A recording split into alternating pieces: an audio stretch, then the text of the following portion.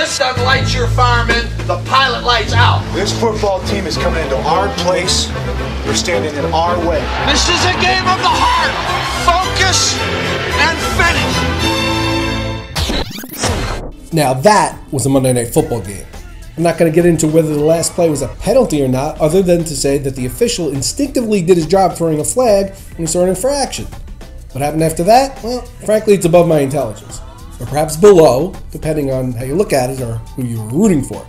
Now, from a fantasy standpoint, I know of at least 3 of our viewers who immediately contacted me complaining that the last play, which was recorded as an interception, caused Tom Brady to lose fantasy points, causing them to lose their fantasy week in the last play of the game. Now, let me say to anyone else that may have happened to, I can't help you. I can't do anything about it. Please don't contact me. Alright, so we move on to week 12. Now, if you're out of it and have no shot, give daily fantasy a try. It'll give you a fresh start and the ability to still enjoy the thrill of fantasy football each week. If you're new to it or feel intimidated by it, poke around the Roto Experts site a bit and you'll find plenty of comforting help. Now, for those of you who still have a shot at winning your league, week 12 is the last week of buys in the NFL, and we have Buffalo, Cincinnati, Philadelphia, and Seattle all on vacation. Now, at this point in the fantasy season, you should be thinking depth for your playoff push. You should know who your core performers are and really shouldn't be shaking up your lineup all that much. Your waiver wire ads should really be viewed as insurance pieces. Now, there's 2 rules that I like to go by that I think are important to keep in mind at this point. First is, ask yourself, would I ever start this guy that I'm picking up? If the answer is no, then don't bother to pick the player up. Some guys are just waiver wire addicts and then often do more harm than good to the depth of their roster by churning it. The second thing is try to avoid dropping talented running back 2s to the extent you have them. Injuries often cause starters overnight.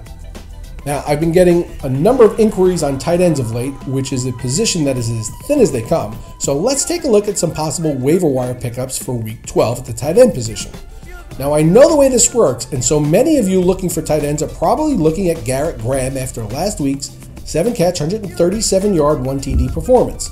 In fact, in the middle of the 4 p.m. games on Sunday, I had an avid follower tweet me saying, "Tim Wright did nothing again. Should I play Delanie Walker or Garrett Graham at tight end next week?" And that's a common knee-jerk reaction. You always want what you don't have, right? And then what happens is, when Wright has a good week in week 12, the viewer is going to end up picking up again for week 13. Now, at this point in the season, you want to put out the best players out there. People in the best schemes that have the best matchups, resulting in the best potential to get you fantasy points. It's really all you can do. If you didn't like Tim Wright as a tight end option by the time week 11 rolled around, he shouldn't have been in your lineup or on your roster.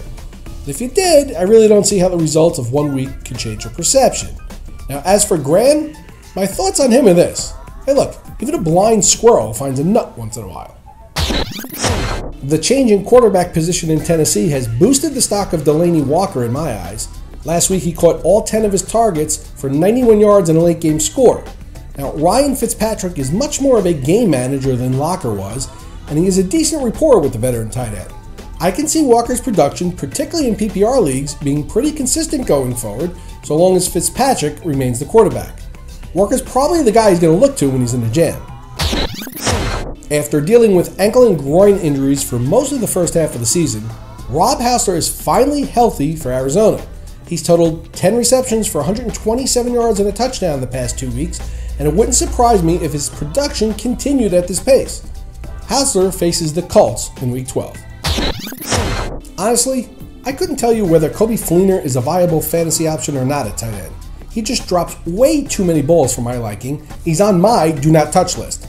But after last week's 8-catch, 107-yard performance, I can tell you that people are picking him up. For some reason, people are looking for reasons to like this kid and have been all along. Now, if you watched the game last week, a good chunk of his yards came on 1 catch, 1 blown coverage, although he did catch 7 of the passes. He faces the Cardinals this week, and I don't particularly like the matchup, but most people seem to. So just covered all sides here, so now you know. Now here's one I know you're not looking at, but if you're one of those who think the Jets are going to give Matt Sims a shot at some point, and why the hell not, my guess is that you'll get some fantasy production from Jeff Cumberland. As most of you know, I follow the Jets circus pretty closely, And both in preseason and in limited game action Sims has had, he likes throwing to the tight ends. It's probably a tip his father gave him, as they're generally easier, more conservative throws. And that's where he went last week, completing 3 passes to Cumberland for 25 yards and a touchdown in garbage time against the Bills. Now, why Cumberland? Well, I just happen to like Cumberland more than Winslow. Again, this is really only if you think Sims is going to get a shot, and he's only an option in extremely deep leagues. Today's Twitter question comes from @BigDaddy3, who wants to know what I think of Big Ben for the rest of the season. One big guy to another, huh? Hey, I like him. I think Roethlisberger will take the team on his back and try to win some games. I'm not sure how that's going to work out in the win-loss column for Pittsburgh, though, because there's a lot more to it than just that. Ben can play great, and it still doesn't mean they can make a playoff push. But I do think he's going to do his part. He's currently the 12th ranked quarterback in terms of fantasy points coming into today, and there's no question in my mind that he's going to finish in the top 10. Now, if you have a question you want answered, hit me up with a tweet. If I don't use your question on the program, I'll tweet you back with my best advice, or at least I'll give it a shot.